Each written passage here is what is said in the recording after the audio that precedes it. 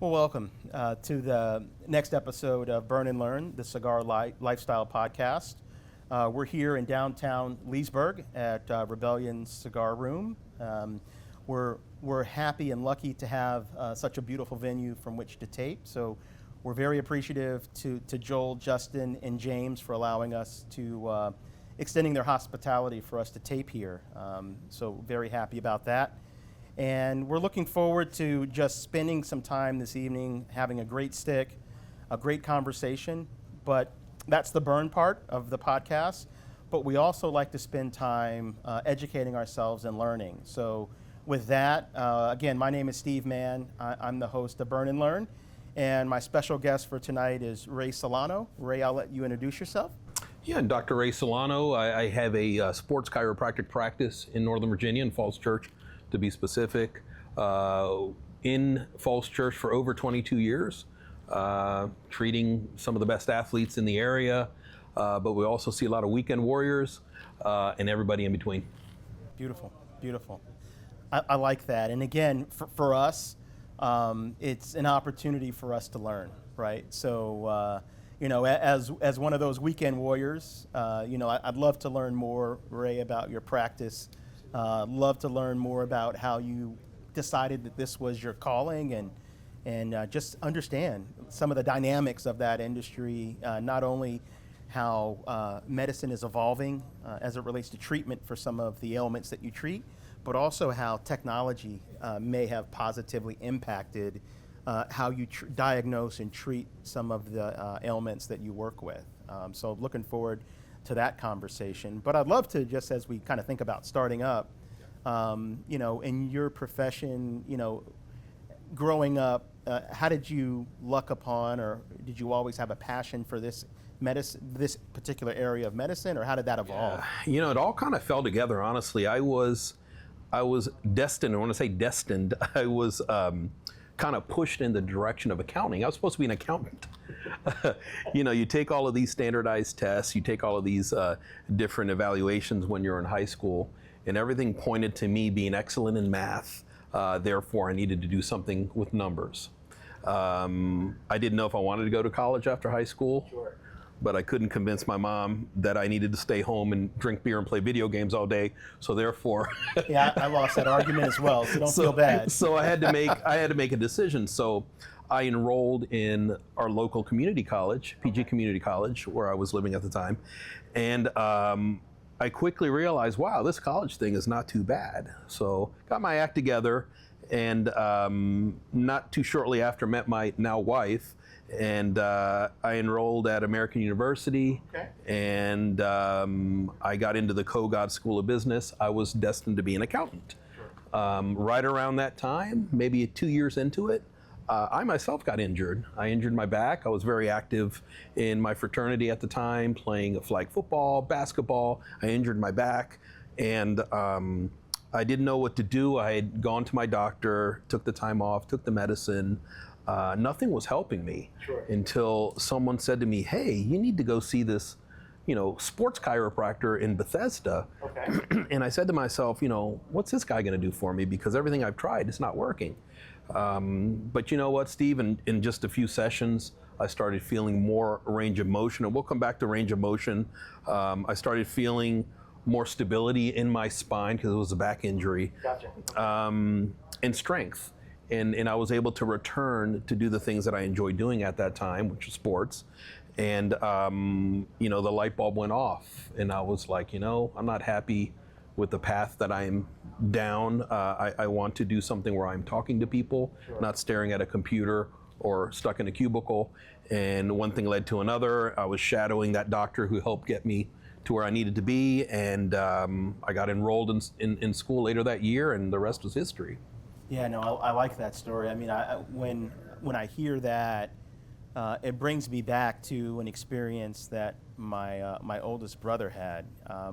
Both of my brothers, very athletically gifted, both went to college on athletic scholarships.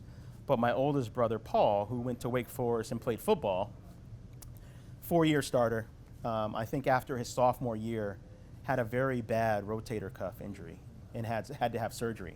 Right, and so, we're thankful for not only, the team doctors that helped him, but at the time, this was the late 80s.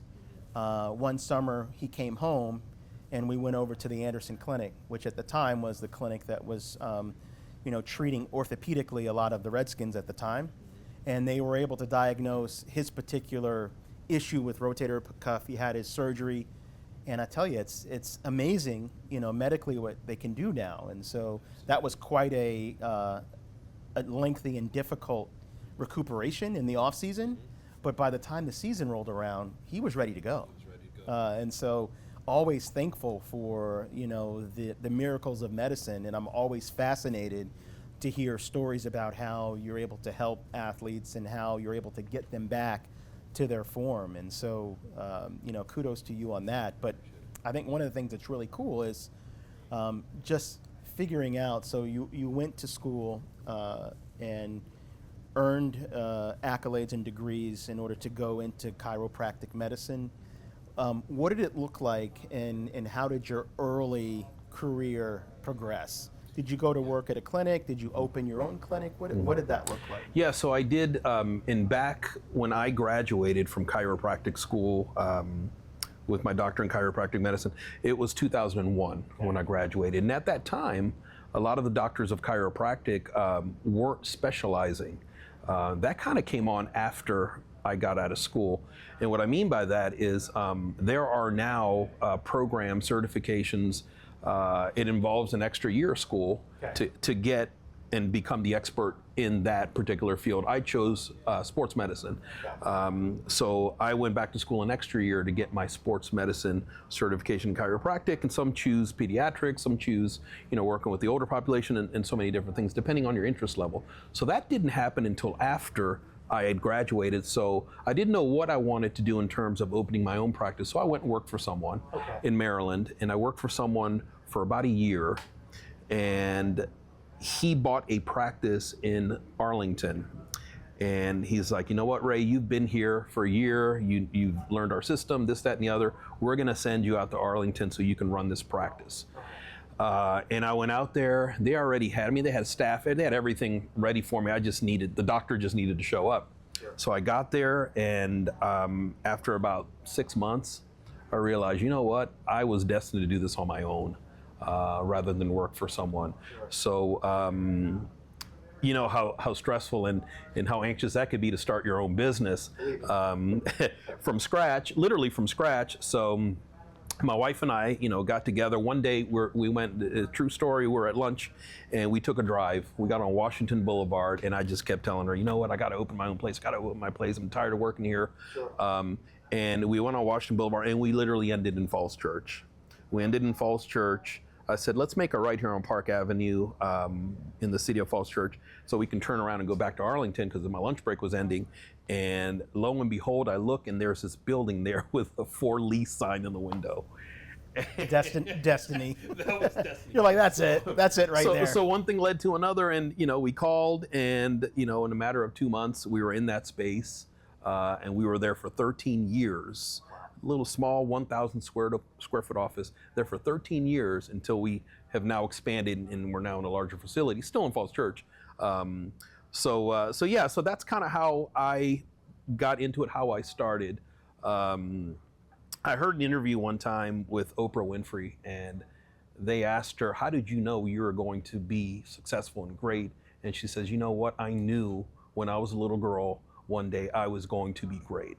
She says, I don't know what it is, call it whatever you want to call it, but I felt that on the inside. Sure. And I had a similar feeling when I got into my practice and I had my own walls around me. I'm like, wow, this stuff is mine. These treatment equipment's mine. I mean, I'm calling the shots here. I'm like, I have no place to go but up.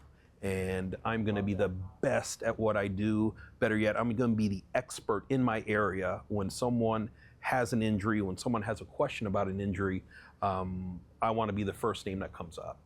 And I would not relent until I could slowly see my practice evolving and getting larger and larger.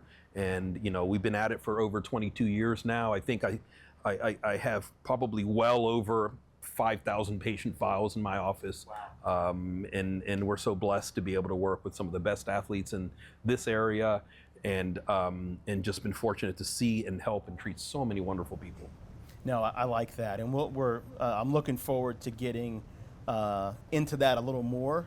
You know, I'm fascinated. You know, as a weekend warrior and a big sports fan, I know that you went specifically into sports medicine, and so I know, you know, in this area, you know, your clientele is, you know, the elite of the athletes in this area, professional teams included. So we'll get more into that. How about cigars? Like, how did your interest for cigars, how did that evolve? Yeah, you know, while I was in school, in chiropractic school, my wife worked at a podiatry group. Okay. And I remember being invited to these office parties, and they had 5 doctors in that practice she worked at. And I remember being invited to some of these parties, and some of the doctors would light sticks up. They'd smoke cigars. Sure. And me never having had one before, I was exposed to it there for the first time. And I got to try and experiment with cigars, and not knowing anything about cigars, I'm like, wow, so different cigars taste differently. And that is kind of what opened my eyes to it. And then, to be honest with you, after school was over, I did not really touch a cigar, not purposely, just didn't have the opportunity to, until one of my neighbors in the neighborhood that I used to live in was a really big cigar guy, and he started inviting me over, and we started having cigars on his porch every other weekend, and one thing led to another, and, you know, here I am. I like it. I mean, I think my story is very similar. I mean, I told this story a couple of times. I just, you know, I had my first experience around cigars in a professional setting. So my, you know, undergrad in finance, MBA in finance, I started my career as a corporate banker. And so, you know, my first role, I was working at a bank in downtown Baltimore, and they paired me up with a senior lender, a guy that was probably 15 years my senior. And, you know, he'd bring me out on sales calls. We'd meet with customers. And after that, in the evenings, you know, it was bourbon and cigars. And so that was kind of my entree into the aficionado lifestyle. This was in 1996. Okay. My first cigar was Davidoff Grand Cru. It's good. It was both a blessing and a curse, right? Because it was a great stick, but it was only a great stick because they were providing it to me. I'm just a kid starting out, right? So I quickly, as I developed my palate, I couldn't, you know, afford Davidoff on my own. So as I continued to smoke, I went to the lower price line, and then eventually made my way back to Davidoff. But, you know, I always love to hear the story of how that began. Yeah, mine was definitely in a professional setting, and then you kind of get to parties, and then you see a group leave the party and they go outside, and it's like, wait a minute, I want to be in that group. And then you start trying different cigars. I wish I could remember the first cigar I actually had. I guess I didn't really pay too much mind, you know, because like I said, I thought all cigars tasted the same, because I didn't know anything about it. And I think, honestly, a lot of people that don't know about cigars probably think the same way. But it was definitely a professional environment. And then you'd go play golf, and you see somebody bring a cigar out, this, that, and the other. Now I actually enjoy smoking 1 to 2 cigars a week on my porch or my balcony or my local lounge. If I don't have at least 1 or 2 a week, then I start feeling the itch. Yeah, no, I'm with you. And just going back to put a finer point, the reason I remember the cigar is because, you know, I objected so vehemently. You know, I was not in favor of the cigar smoking early in my career, but it was part of the role. It was essentially part of the role, right? And so, you know, I got some encouragement from my coworkers, and that's why I remember the Davidoff Grand Cru. I think when you think about, you know, our cigar for tonight, one of my favorites here is I've got the Oliva Serie V Milanio. This is a limited edition 2024 run, medium bodied, but it's one of my go-tos. So whenever I can have an opportunity to have one of these, I definitely light this up. So absolutely looking forward to enjoying this one And I think you have the Surpassion Valor, which is also medium-bodied. Nice draw on this cigar, actually. Cut pretty easily. Nice draw on this. I'm tasting a little bit of nutty on here, which is great. Not a complex flavor profile, but pretty easy to smoke. Yeah. Fairly easy to smoke. Yeah, I think we had on an earlier episode, Manny Riaz, who's one of the founders of Surpassion. We spent some time understanding how he came to the blend, how he started the line, how he lucked upon his production partner in Nicaragua, which was a fascinating story. And so, you know, that cigar has been out, I want to say, just a few months. And that cigar is one of the first boxes from their second run. Nice. So they've got a couple of additional cigars that are slated for production. So we're looking forward to bringing him back on to talk about their second and third release. So love to know, you know, as you smoke it and you sit with it maybe a little bit later, how you, what you're thinking about the flavor profile once you get the first third and into the second third. Love to know your thoughts about that. So looking forward to that. What do you notice different about this anniversary Milano in comparison to the previous years? Because that's one of my go-to cigars there. So for me, the normal run of the Oliva Serie V Milano is probably a little more of a medium smoke than this 2024 limited run. This is probably more medium plus to full. And again, I'm usually like a medium-bodied person, but again, I just enjoy this blend so much that I don't notice the difference much. And whenever I can find these, I grab them. Nice. Right? They're limited, so when they're gone, they're gone. And gotta get them. Then all you can do is wait until the 2025 or the next year comes out, right? So that's really enjoy this. But again, I think, you know, just getting back to your earlier story, fascinated. So you have experience working at a clinic. You get an epiphany around starting your own. You see a building, you're like, wow, it's destiny. Building with a for-lease sign. Right. Yeah. A for-lease sign at that, right? So you luck upon that. Right. And you go down that road.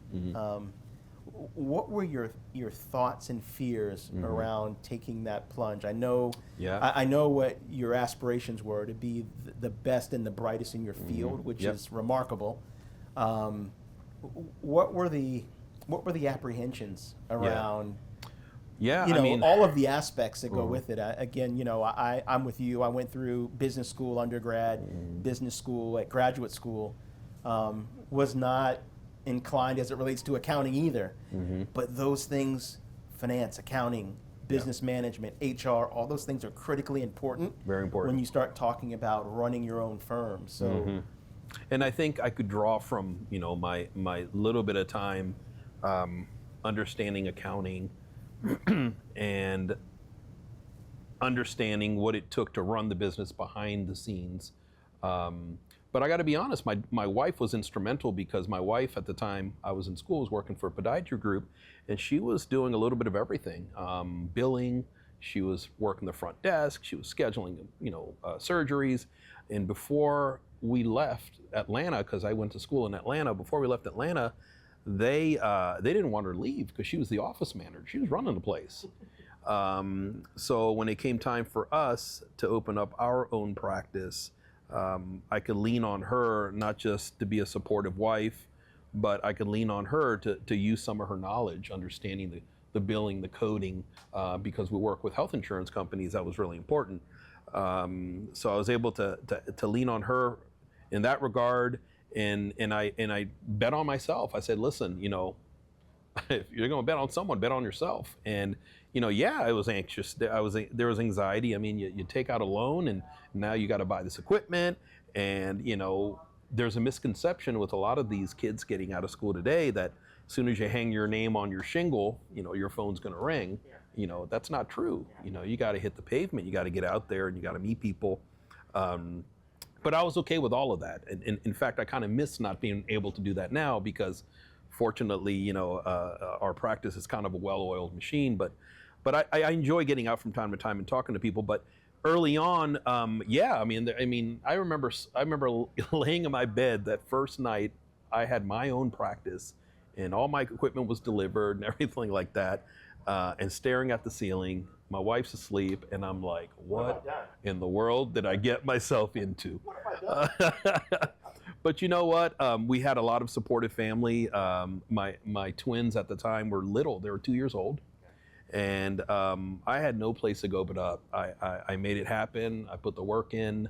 I made it a point to get out and meet as many people as I could meet. I'd go out to lunch at a local deli or coffee shop. I'd leave a business card in their little bulletin board. I joined my local Chamber of Commerce. Gave some talks to people in the community.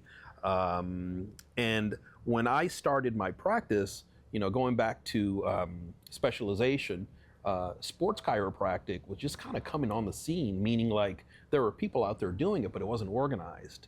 So I went back to school and got that certification, and I was able to actually now tap into that sports world and start treating coaches and different athletes and try to get people to draw interest to bring them into my office.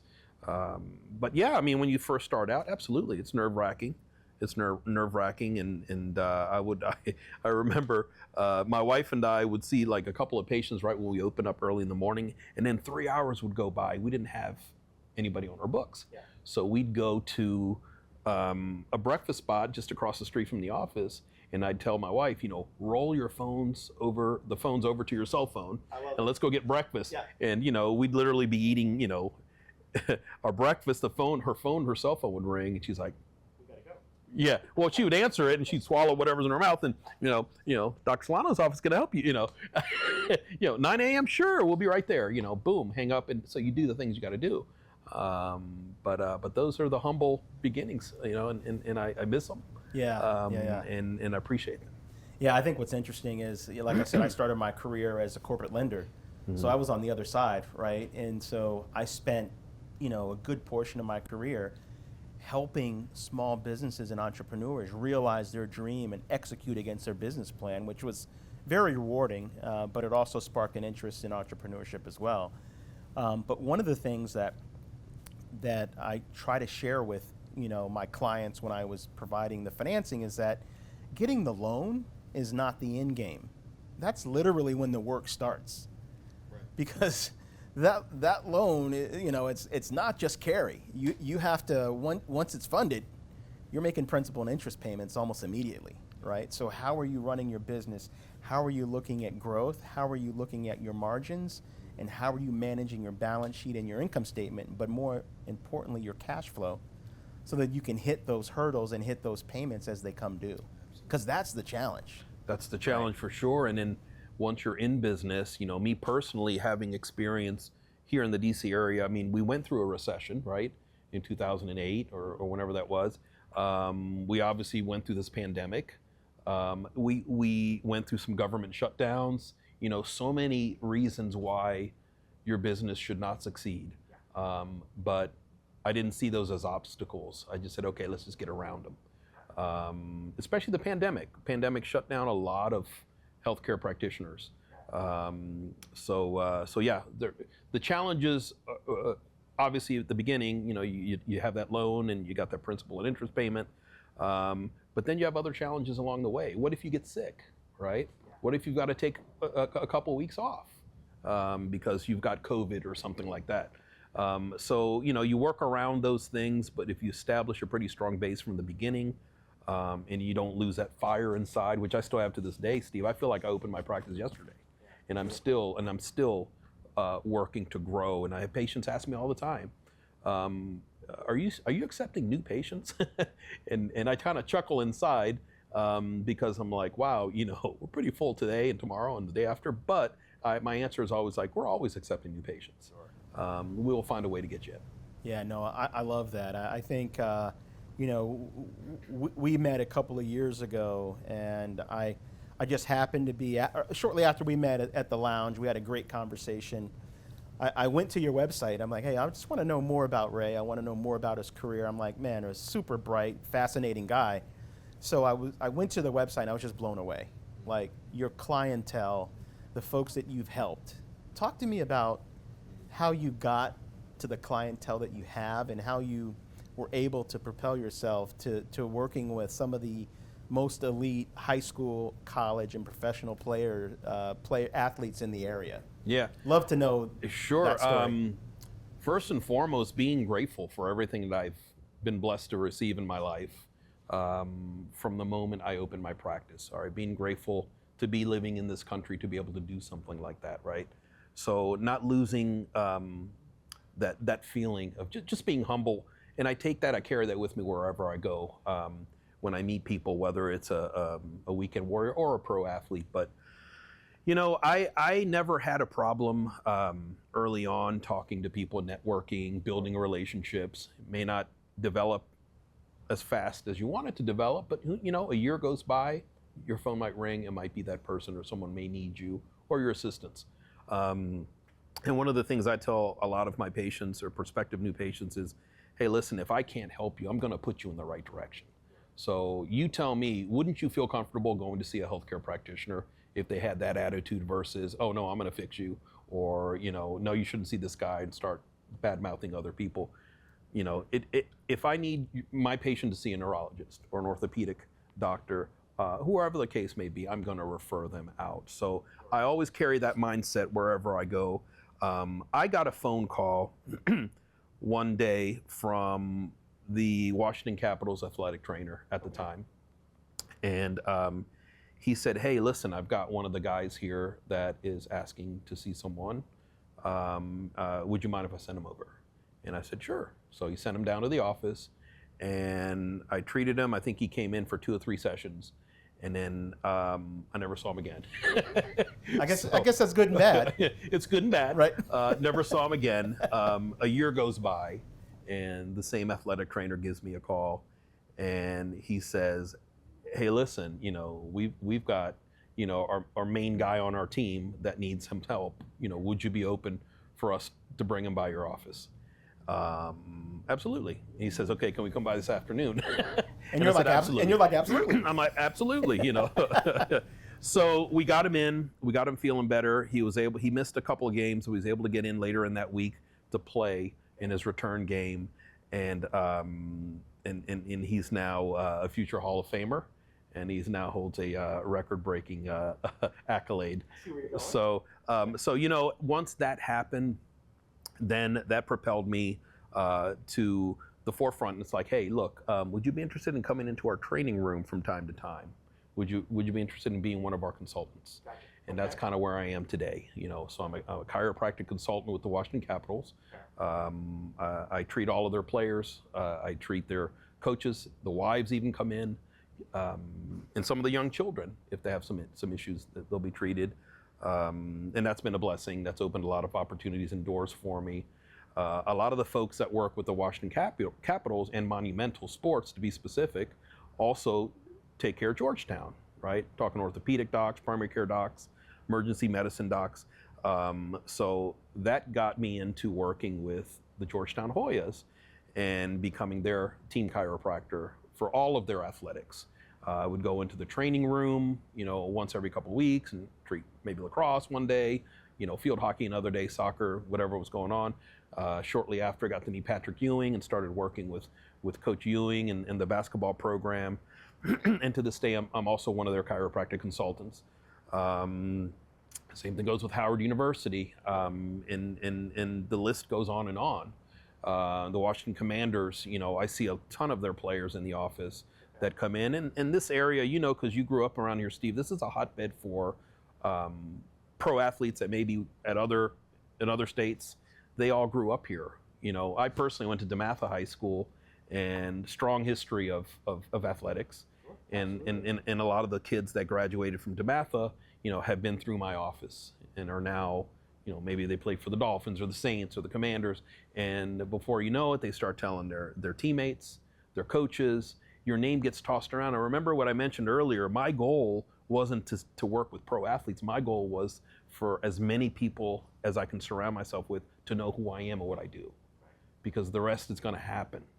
And I'm fortunate enough that I've tapped into the professional sports world, the collegiate sports world, and we have some pretty darn good high school athletes that come into my office too, that are getting scholarships to go to some of these top schools.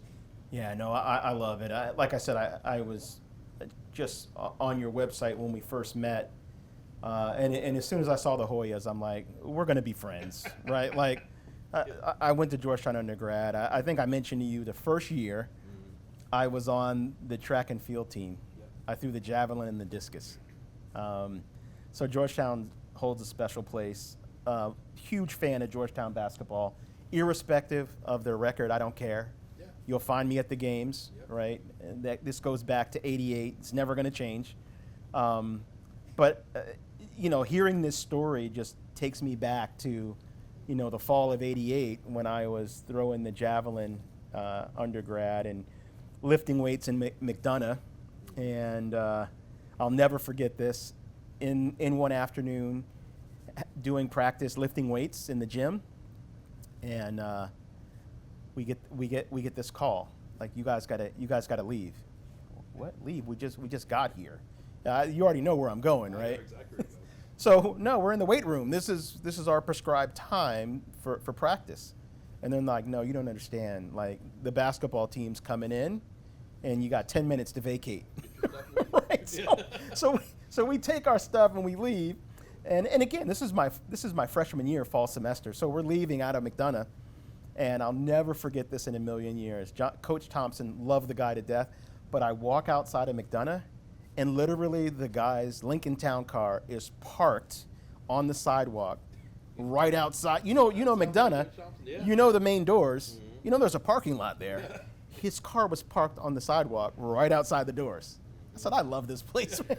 I just packed my stuff up and left, and then we quickly learned that there were very distinct times for us to be able to use that facility.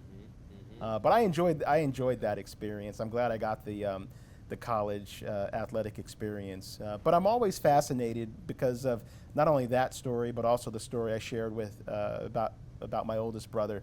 And I'm always fascinated by sports medicine. And so I love the story about, your passion around being the best and brightest in your field, and just spending time sharing your story and your expertise with as many people as possible, and not worrying about the who's and the whens, but just knowing that you're available and that you have that top-notch service. Absolutely. And that everything will come behind it, right? So I really, that story really resonates. And if you keep that mindset, doors will open for you.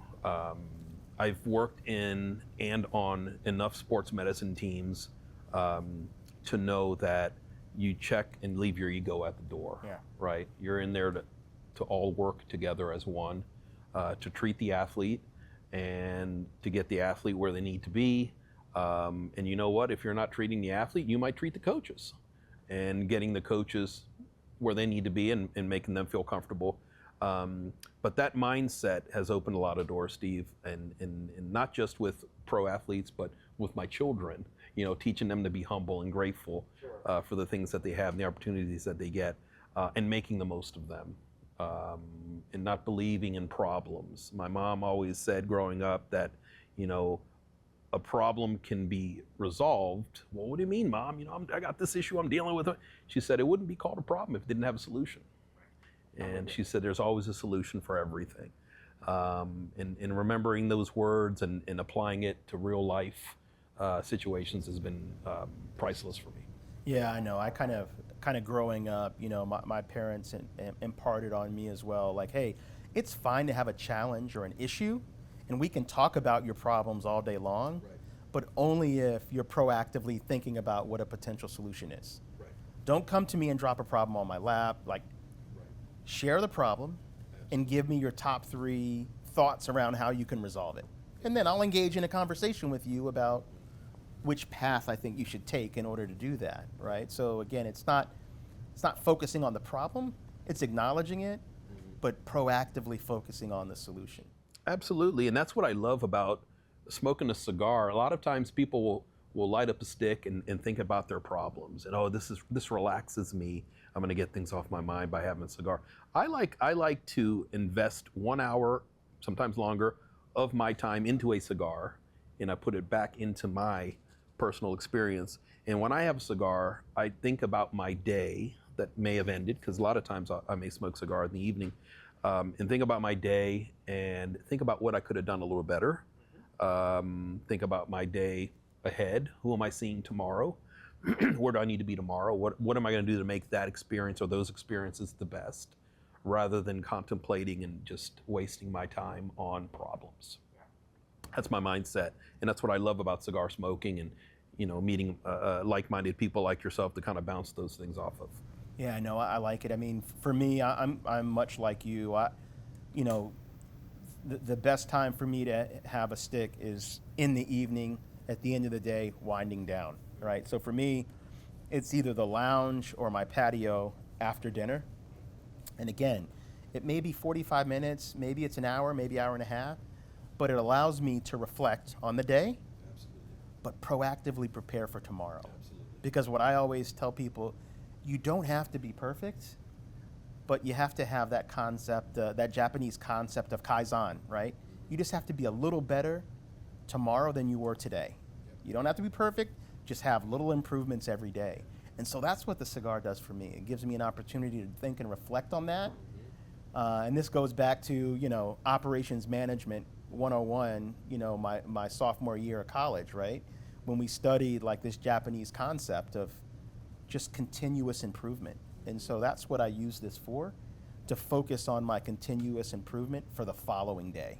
Absolutely. I'm sure everybody's got a story on how they do it, but I think the folks that use that time to decompress, that time has different variations of what I just described, right? Which I think is cool. I think the other thing that I really enjoy, through my career, I've spent a lot of time traveling, and what I really enjoy is just at the end of the day, instead of going back to the hotel, just tap out Google, find a local lounge, and just go make a friend, because you always do, and decompress. Have a great conversation over a stick. Typically, when you're traveling, you're more inclined to try a stick you haven't tried before.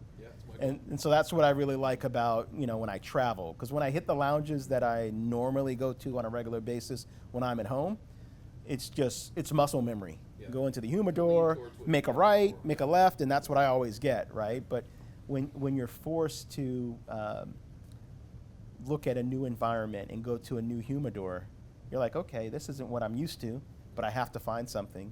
Yeah. And I look forward to that because it gives me the variation and the variety that I desire, which I think is really cool. Yeah. What are your thoughts around? We talked about this earlier. The evolution of cigar lounges, right? Like you think about, we have a lounge locally that we go to, and I enjoy spending time there. But I also enjoy this space, right? Where else can you go and have a stick, have a drink, eat dinner all at the same time, right? And so I think the evolution of the lounge is moving away from, in certain instances, that brick and mortar lounge that just has a humidor and a place to smoke, to something that's more fulfilling, like a Rebellion, or like some of these other, like in Seattle, 24-hour all-access lounges have become popular. Yep. And the reason they're popular is because it's hard to sometimes separate your personal life from your professional life. So a lot of times when I was in Seattle at the 24-hour lounge, which again, it's just a great experience, you may be in there enjoying a stick, but depending on who's in there with you, you could be having a conversation about work, right? And you can't always fit that into 11 a.m. to an 8 p.m. experience. Yeah, you can't cookie cutter that, right? Because everyone's got a different lifestyle and profession. Like for me personally, I like to get my cigar in once I'm done my documentation, my charting, and getting my bills and stuff taken care of for the day. that's when I like to unwind and have a stick. And it may be 8 o'clock at night. I mean, most of the cigar lounges start closing down around 8. So having a 24-hour access is key for someone who has a similar schedule to mine. Down in Atlanta, where I'm at quite often, we have a lot of lounges that now offer live music. For me personally, since I follow sports, I like having TVs. I like having, maybe golf on here, NBA here, maybe some football here, and I like to be able to kind of keep up. That's how I like to get my scores and my updates. I like the music touch. I like being able to, like you mentioned, have food. Yeah. If you're hungry, you can get something to eat. And a drink. I like having all of those things at my disposal. So a lounge like that for me that stays open late, even better if they have 24-hour access, is going to work. Yeah, no, I like that. I mean, I've talked to folks. I mean, I don't know if we have that offering here locally, but I've quite often said whoever figures that out here, I think will do very well for themselves. Yeah, right? I think so. Yeah. And my go-to place in Atlanta is Cutters. It's called Cutters, and it's now Alpharetta. And the owners there, very mom and pop mentality in a very busy environment, but they're very professional. And you also want to have a nice staff that's waiting on you, right? That's important. Sure. But I'll tell you why I really like going to Cutters is because women go to Cutters and they have cigars. I like where you're going. And you know what? My wife and even my daughter feel extremely comfortable going there with me, and they may want to go there to have espresso martinis. I'm going in there to enjoy Davidoff, and we can have a conversation, maybe listen to live music. TVs are going on in the background. What a great way to spend a couple hours. That is my go-to. And you're right, if we had something like that in this area, it would be ideal. Yeah, no, and that's another reason why I love this venue, because my wife, who can't tolerate the smoke, is not a cigar smoker, we can come here, have dinner together downstairs, and then she can stay downstairs, maybe have another glass of wine, maybe one of her friends comes over, and I can come upstairs and have a steak. And then an hour later, we get in the car, we go home together, right? Yeah. Obvious benefits to that. Absolutely. So I think that's really cool. But, I want to touch more on a point. You said you spend time in Atlanta. What are some of what you think maybe the key differences are for the lounges you see here in the DC area compared to what you see? Because from what I understand, it's been a few years since I've been to Atlanta, but I understand that there's just an explosion as it relates to new cigar lounges opening up in Atlanta, and there's so much more offering in that locale.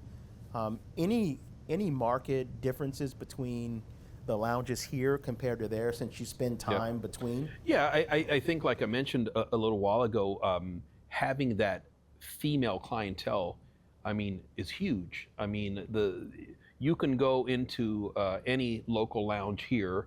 You're lucky if the TV works or the sound is off, and you might have 10 or 15 older gentlemen in there smoking a cigar that you may not be able to relate to. The convo may be a healthy conversation, but I think the diversity down in Atlanta is huge, and Atlanta reminds me a lot of the DC area. There's a lot of diversity, and I think it's great when you bring all of those people together under one roof, male, female, like-minded individuals that want to spend that extra time there in a lounge that, like I said, may offer live music.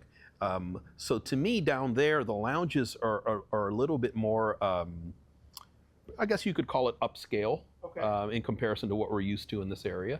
And it's a place where you can just hang out and do some work if you want to do some work. Or it's a place where you can go watch the football game on Sundays. Or maybe it's a place where you just want to eat dinner and maybe have a steak afterwards. So you have those options. And I don't think we have those options in this area. So having the diversity and having the options within the lounge, I think makes it attractive to me. Yeah, I'm with you. Like I said, I spend a lot of time traveling, And I would agree with your point. Usually when I'm traveling outside of market, I do notice more women in lounges, right? And so I know that's a growing sector, and I know, as the cigar industry continues to grow, we have to attribute a fair amount of that growth to the number of women that are becoming interested in this aficionado lifestyle, which I think is great. But to your other point, as it relates to lounge offerings and service, I spent 5 days in London last year, right after Thanksgiving, and man, the lounges there are top notch. Like, I was blown away by the decor, but more specifically the service, right? Like, literally, it's mandatory that they cut in light for you, right? And so it was a great experience. And so What was the cigar selections like? So in London, the lounges we went to, all Cubans, right? But every offering, right? So we were there for 5 days. I probably smoked 30 Cubans. And so, 4 or 5 a day, hitting a couple different lounges. And it was quite an experience. I mean, for us, the highlight, it was the Friday after Thanksgiving. We took a red eye that Friday night. We landed Saturday morning about 9:30. Went straight to Davidoff of London. Got there about 10:30. They were just opening, and it was quite an experience because we were able to meet the two owners of Davidoff London. Right, they just happened to be in the shop, and so that was quite an experience. We were able to have a conversation with them. We took pictures with them, and then we headed over from the Davidoff London store over to their private lounge, which is in the Bulgaria Hotel, which was across town. And so that was the first lounge we hit, and then for the next 5 days or 4 or 5 days, we hit as many as we could. Didn't make the full list, which means we just have to go back.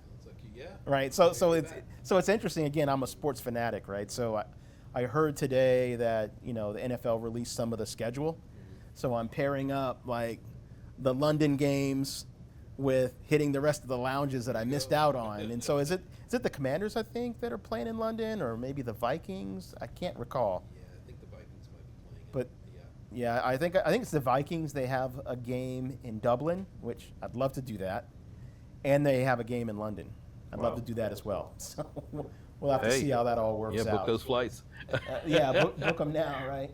But another thing I forgot to mention, I noticed a lot of the lounges in the Atlanta area specifically have is outdoor seating as well. So you got an indoor area. So, having those options, right? You want to watch sports, you can watch sports.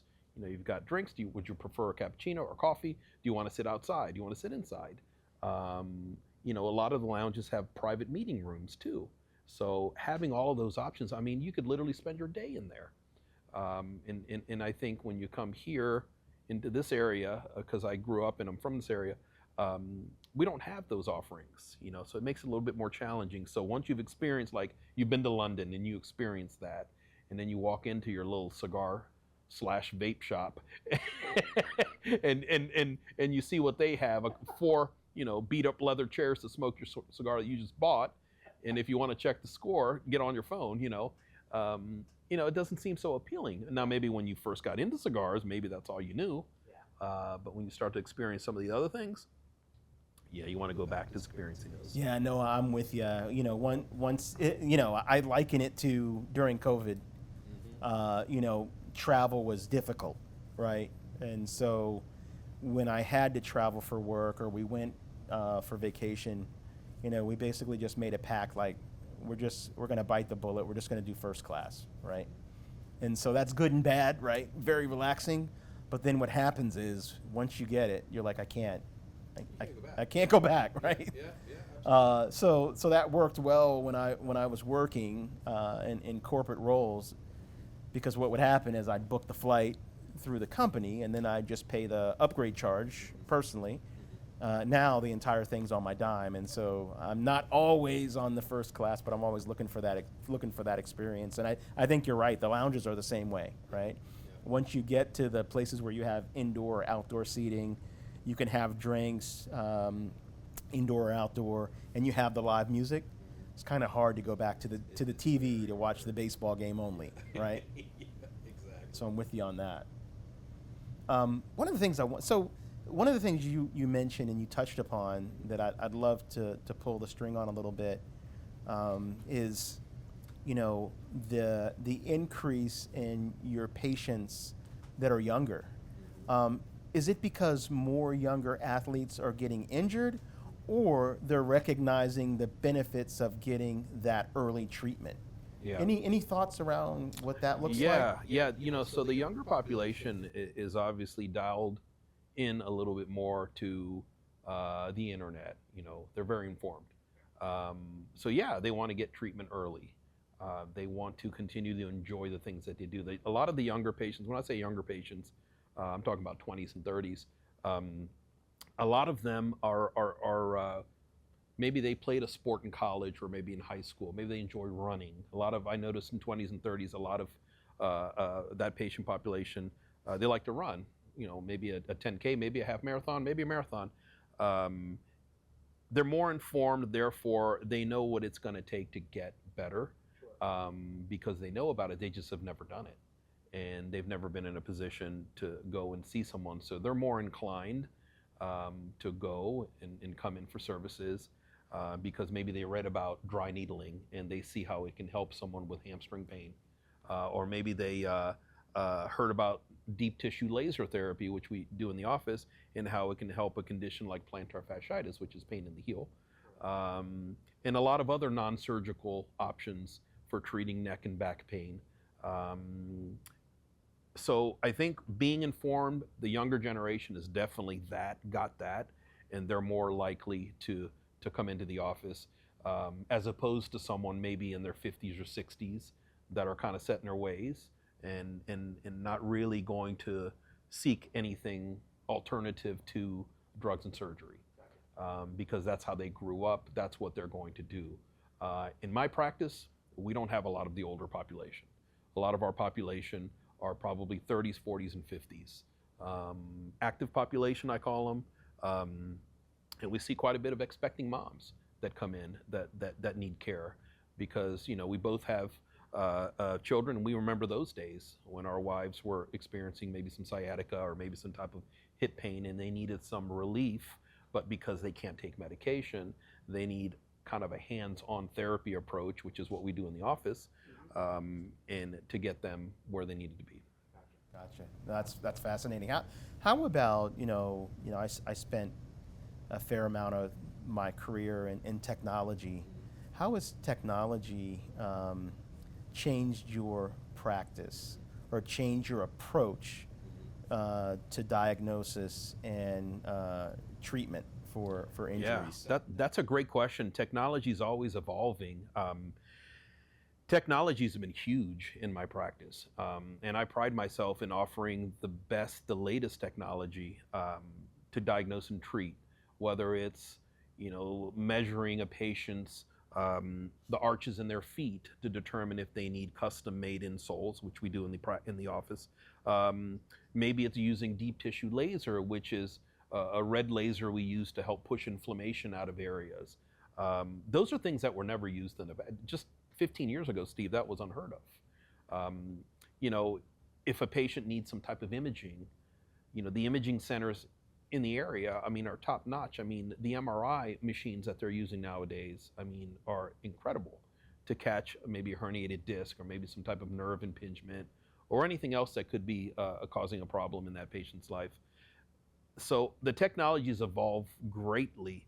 In my practice specifically, we use a lot of that technology to help diagnose the problems that patients might have and to get them feeling better. And one of the things that you've probably seen this in some of my posts, is go where the pros go. The reason I post that, the reason I say go where the pros go, is because you step into my office, you're going to be treated like a pro. Well, how am I going to be treated like a pro? Well, I work with pro athletes, and pro athletes' athletic training rooms are just incredible with the technology and how they treat these athletes, because those guys can't take a night off. Those guys have to stay on the ice, stay on the court. So they're utilizing a lot of the therapy equipment to get these athletes back into that competitive field. We're using the same thing in my practice, but we're doing it and we're using it with people that aren't pro athletes. Maybe they're I call them desk jockeys. Maybe they're a desk jockey and maybe they've got some sciatic pain. We're using the same thing that we may use, with Alex Ovechkin on you, and guess what? It's going to help you get better just as quickly as it would help him get better. Now, the mechanism of injury could be different, but the way we treat it is going to be very similar. Gotcha. So that's why. I like that, and I think that the piece that resonates with me on that is that, when you think about pro athletes, the team owner, the team organization has made quite an extensive investment in this person or this player, and so if they're trusting that investment, millions of dollars, with your expertise, and you have the same equipment that their trainers have, then that's the place I want to go, right? So I think that absolutely resonates. So I think the thing that's interesting is, again, I love the technology aspect of it, but with that comes, I'm sure, expense, right? Like those machines have to be expensive. So how do you juggle offering kind of fairly priced treatment with buying the best and the latest technology to get the best end result? I think the answer to that is education. Educating your patient. And my patients don't have to spend much time in my practice to realize that I'm only going to put them in the right direction. So if I let them know, hey, listen, there's this treatment that we have that can help reduce the inflammation that you have, which is going to take a lot of the pain away, and allow me to do my job a little more efficiently. So it doesn't replace what I'm doing, but that is in conjunction with some of the other services. So educating the patient, I think, is going to be instrumental. But if you have that clear, transparent relationship with your patient from day one, I get that feeling on the inside when I've connected with a patient. And ask my wife, because when I come home sometimes she asks me, how'd the day go? You really want to know? And we may talk. You know what? Yeah.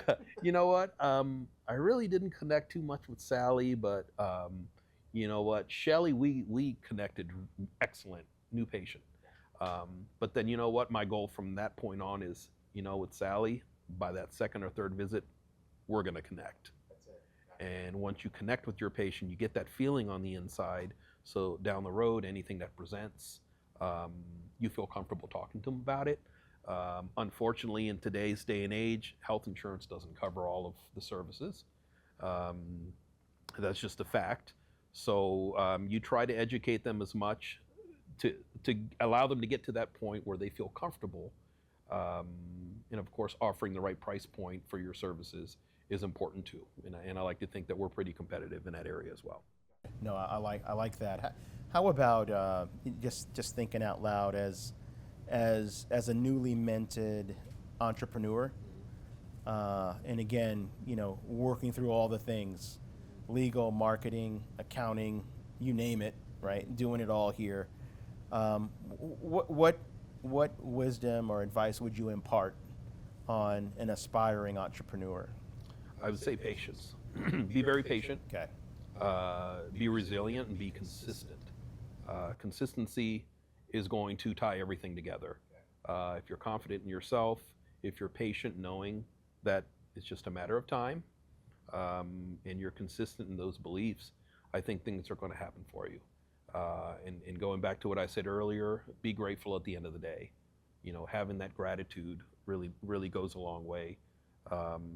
But I talk to new graduates all the time about opening up your own practice. And in fact, a lot of them oftentimes will shadow in the office. And when can I see a pro athlete? When can I see? I'm like, listen, be patient. It's going to come. And they come into the office, with that, and I say, hold on to that desire and that ambition, and hold on to that feeling. But it's going to come. But it's only going to come with hard work, patience, consistency. But be passionate about what you do. To this day, I don't feel awkward when someone asks me on the street, hey, listen, I've got this pain on my elbow. What do you think it could be? I may ask them a couple of questions about it, but I never diagnose it. But I may say, hey, you know what? You may want to get that checked out, or hey, you know what? Give it a little bit more time. Might get better on its own. So be passionate about what you do. The day I wake up and I'm not passionate about what I do, and the day I wake up and I'm driving to the office and I say to myself, oh man, it's Tuesday. Is Friday here yet? Yeah. I should probably be looking for something else to do, because I won't be able to deliver what I do the way I was set out to do it. Sure. But when all systems are firing, it's such a beautiful thing, because I feel this on the inside. I feel almost it's so hard. It's exhilarating. It's hard to explain. But what a rewarding feeling you get on the inside, knowing you've helped someone lead a better quality of life, knowing that you've helped someone get out of pain that they've been in for maybe 2 years, or you put them in the right direction. And to me, that's the biggest compliment I can get, is when I see someone, whether it's a year later in my office, or maybe I run into him on the street, like, this guy helped me right here. Hey, you see this guy right here? He got me straight. He got me in the right direction, or whatever it is. Yeah, no, that's gotta be rewarding. It's very rewarding. What do you think about the steak? I'm starting to pick up almost a little leathery taste to it, kind of woodsy. But it's a very easy stick to smoke. It's not very complex. In the burn, it's not bad. Nice draw to it. Yeah, this is definitely a cigar I'm going to come back to. Yeah, Surpassion Valor. Surpassion, yeah, I'm enjoying this. Yeah, no, this again, like I said, the Oliva, one of my go-tos and my favorite. So just last question here. So just where's Ray in a few years? What's your future aspirations? Yeah, wow. Ray in a few years will be stuck on a beach somewhere near a golf course. See, I love that. That's a wrap. Ray is going to Ray's for over 20 years. I've been trying to find a way to get to a beach and not come back. I love being near the ocean. Gotcha. My wife does as well, and I don't see myself retiring anytime soon. I love what I do, so if it takes me out of this area, I'm still going to be doing what I'm doing. Gotcha. Until God willing, I'm able to. I like it. We'll go ahead and wrap up, Ray. Look, I absolutely appreciate it. Love to have always love to have an opportunity to sit down and have a conversation with you. We thank you for your time and sharing your story with us. It's very inspiring. We look forward to ongoing conversations. So yeah, we look forward to that. And with that, we'll go ahead and wrap up. Just a couple of things as it relates to Stogie Hub. We've got a number of really exciting things coming up. I'm happy to share those, soon. If you want to check out more on my platform, you can go to stogiehub.com or on Instagram, stogie.hub. And then as it relates to the podcast, if you want to check out the podcast, you can go to burnandlearnpodcast.com. And then if folks want to reach you, Ray, how do they get to your practice? Yeah, the best way is to find me on Instagram, at Dr.Ray Solano. Perfect. Or you can find me in Falls Church. My website is solanospinesport.com. Perfect. Great. Well, with that, again, grateful for the conversation, grateful for the stick, and we look forward to having you on again really soon. And with that, again, want to wrap up and just say thanks to Rebellion for the opportunity to utilize the space, and we look forward to coming back with the next episode very soon. With that, we say goodnight.